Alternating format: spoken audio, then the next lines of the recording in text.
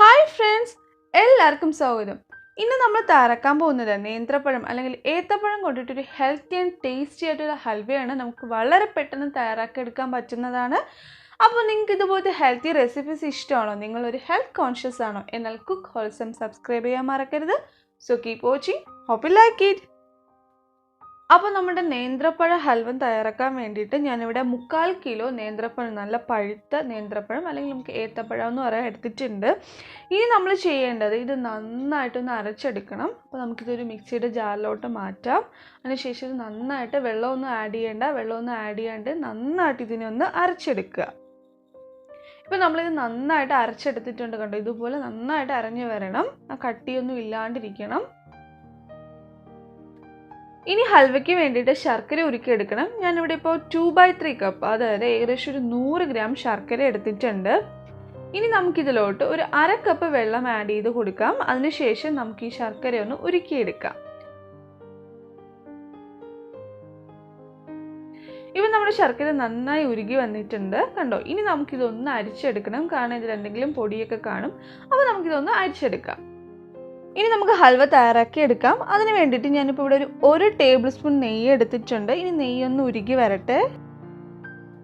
ഇപ്പം നെയ്യ് നല്ല ചൂടായിട്ടുണ്ട്. ഇനി നമുക്കിതിലോട്ട് നമ്മൾ അരച്ച് വെച്ച് നേന്ത്രപ്പഴം ആഡ് ചെയ്ത് കൊടുക്കാം. അതിനുശേഷം ഒരു 5 മിനിറ്റ് ഒരു മീഡിയം ഫ്ലെയിമിൽ ഇത് നന്നായിട്ടൊന്ന് ഇതിൽ റോസ്റ്റ് ചെയ്തെടുക്കുക.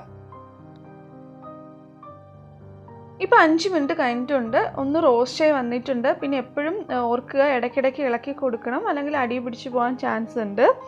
ഇനി നമുക്കിതിലോട്ട് നമ്മൾ ഉരുക്കി വെച്ച ശർക്കര ആഡ് ചെയ്ത് കൊടുക്കാം. അതിനുശേഷം നമുക്കിത് നന്നായിട്ടൊന്ന് വഴറ്റി തിക്കാക്കി എടുക്കണം.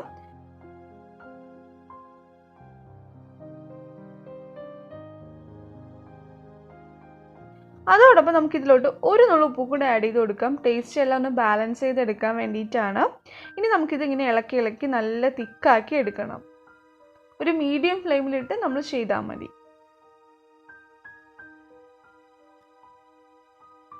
ഇപ്പോൾ ഒരു 10 മിനിറ്റ് ആയിട്ടുണ്ട്. കണ്ടോ, ഇത്രയും തിക്കായി വന്നിട്ടുണ്ട്. ഇത്രയും പോരാ, ഇനി നമ്മളിതുപോലെ ഇളക്കി കുറേയും കൂടി ഇത് തിക്കാക്കി എടുക്കണം. അപ്പോൾ നമുക്ക് ഈ വരട്ടി എടുക്കുന്ന ടൈമിൽ നമ്മുടെ കാഷ്യൂ നട്ടും കൂടെ ഒന്ന് നെയ്യിൽ റോസ്റ്റ് ചെയ്തെടുക്കാം. അതിന് വേണ്ടിയിട്ട് ഞാനിവിടെ 1 ടീസ്പൂൺ നെയ്യ് എടുത്തിട്ടുണ്ട്.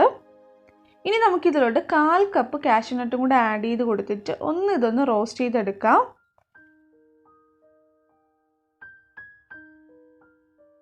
ഇപ്പോൾ നമ്മുടെ കാഷ്യൂ നട്ട് റെഡി ആയിട്ട് കണ്ടോ, ചെറിയൊരു കളറൊക്കെ മാറി വന്നിട്ടുണ്ട്. ഇത്രയും റോസ്റ്റ് ആയാൽ മതി. ഇത് നമുക്കിനി ഓഫ് ചെയ്ത് മാറ്റി വെക്കാം. ഇപ്പോൾ വീണ്ടും ഒരു 10 മിനിറ്റ് നമ്മളിതിപ്പോൾ റോസ്റ്റ് ചെയ്തെടുത്തിട്ടുണ്ട്. കണ്ടോ, കുറേയും കൂടെ തിക്കായി വന്നിട്ടുണ്ട്. അപ്പോൾ കുറച്ച് നെയ്യ് കുറവെന്ന് തോന്നിയുണ്ട് ഞാൻ 1 ടീസ്പൂൺ നെയ്യും കൂടെ ആഡ് ചെയ്ത് കൊടുക്കുകയാണ്. അതിനുശേഷം നമുക്കിത് വീണ്ടും ഇതുപോലെ ഇളക്കി റോസ്റ്റ് ചെയ്തെടുക്കാം. ഇപ്പോൾ ഒന്നും കൂടെ നന്നായി കട്ട് ചെയ്ത് വന്നിട്ടുണ്ട്. ഈ ടൈമിൽ നമുക്കിതിലോട്ട് നമ്മൾ നേരത്തെ റോസ്റ്റ് ചെയ്ത് വെച്ച കാഷ്യൂ നട്ട് ആഡ് ചെയ്ത് കൊടുക്കാം. ഇനി നല്ലൊരു ഫ്ലേവർ കിട്ടാൻ വേണ്ടിയിട്ട് നമുക്ക് ഏലക്കാപ്പൊടി ആഡ് ചെയ്ത് കൊടുക്കാം. ഞാൻ 1/2 ടീസ്പൂൺ ഏലക്കാപ്പൊടി ആഡ് ചെയ്യുന്നുണ്ട്. പൊടിയോ ചതച്ചതോ എന്ത് വേണമെങ്കിലും യൂസ് ചെയ്യാം. അതോടൊപ്പം തന്നെ കുറച്ച് ചുക്കുപൊടിയും കൂടെ, 1/4 ടീസ്പൂൺ ചുക്കുപൊടിയും കൂടെ ആഡ് ചെയ്ത് കൊടുക്കുകയാണ്. ഇത് നന്നായിട്ട് മിക്സ് ചെയ്ത് കുറച്ചും കൂടി ഇതൊന്ന് കട്ടിയായിട്ട് എടുക്കണം. നിങ്ങൾക്കിപ്പോൾ സ്പൂണിൽ കോരി കഴിക്കാനുള്ള പാകത്തിന് മതിയെങ്കിൽ ഇപ്പോൾ നമുക്ക് എടുക്കാം. അല്ല, കുറച്ചും കൂടെ തിക്കായിട്ട് നമുക്ക് കട്ട് ചെയ്തെടുക്കാനാണെങ്കിൽ കുറച്ചും കൂടെ നമ്മൾ തിക്കാക്കി എടുക്കുക. ഇപ്പോൾ റെഡിയായി വന്നിട്ടുണ്ട്. ഏകദേശം ഒരു 40 മിനിറ്റോളം നമുക്ക് എടുത്തിട്ടുണ്ട്. ഇപ്പോൾ നല്ല തിക്കായി വന്നിട്ടുണ്ട്. നമുക്കിത് എങ്ങനെ ആയോന്ന് അറിയാൻ വേണ്ടിയിട്ട് നമുക്കിത് കുറച്ചെടുത്തിട്ട് ഒന്ന് കയ്യിൽ കുറച്ചെടുക്കുക. അതിനുശേഷം കുറച്ച് വെള്ളത്തിലൊന്ന് ഡിപ്പ് ചെയ്യുമ്പോഴത്തേക്കും നമ്മൾ കൈ കൊണ്ട് അതിന് റോൾ ചെയ്തെടുക്കാൻ പറ്റുമെങ്കിൽ ഇത് റെഡി ആയിട്ടുണ്ട്.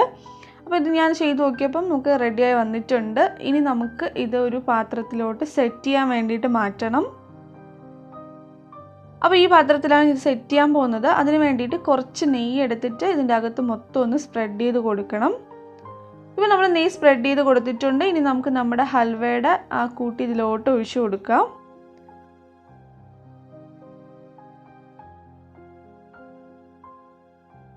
ഒഴിച്ചതിന് ശേഷം ഇതിൻ്റെ മുകൾ ഭാഗം നമുക്കൊന്ന് സ്മൂത്താക്കി കൊടുക്കുക.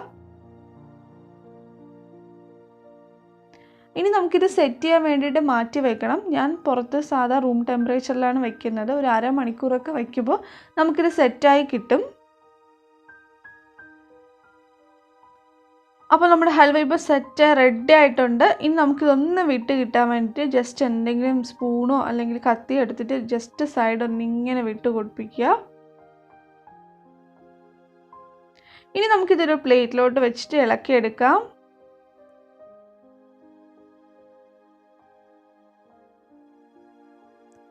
അപ്പോൾ കണ്ടോ, നമ്മുടെ ഹെൽത്തി ആയിട്ടുള്ള ഹൽവ റെഡി ആയിട്ടുണ്ട്. ഇനി നമുക്കിതൊന്ന് കട്ട് ചെയ്തെടുക്കാം. ഇതുപോലെ ചെറിയ ചെറിയ പീസസ് ആയിട്ട് കട്ട് ചെയ്ത് നമുക്കെടുത്ത് കഴിക്കാം. അപ്പോൾ നമ്മൾ ടേസ്റ്റി ആൻഡ് ഹെൽത്തി ആയിട്ടുള്ള നേന്ത്രപ്പഴം ഹൽവ റെഡി ആയിട്ടുണ്ട്. നല്ല ടേസ്റ്റിയാണ്, പ്രത്യേകിച്ച് കുട്ടികൾക്കൊക്കെ ഇഷ്ടപ്പെടും. ഇതിൽ നമ്മൾ ഒരുപാട് മധുരമൊന്നും ആഡ് ചെയ്തിട്ടില്ല. നമുക്ക് കഴിക്കാൻ പറ്റുന്ന രീതിയിലുള്ള മധുരം മാത്രമേ ആഡ് ചെയ്തിട്ടുള്ളൂ. അതുപോലെ ഹെൽത്തിയാണ്. നിങ്ങൾ എന്തായാലും ട്രൈ ചെയ്ത് നോക്കുക. ട്രൈ ശേഷം നിങ്ങളുടെ ഫീഡ്ബാക്സിനെ കമൻസിലൂടെയും മെയിലിലൂടെയും അറിയിക്കുക. വീഡിയോ ഇഷ്ടമെങ്കിൽ നിങ്ങളുടെ പ്രിയപ്പെട്ടവരുമായി ഷെയർ ചെയ്യുക, ലൈക്ക് ചെയ്യുക. ഇനിയും ഇതുപോലത്തെ ഹെൽത്തി റെസിപ്പീസിന് വേണ്ടിയിട്ട് കുക്ക് ഹോൾസം സബ്സ്ക്രൈബ് ചെയ്യുക. വീണ്ടും മറ്റൊരു വീഡിയോയുമായി കാണാം. Take care, by.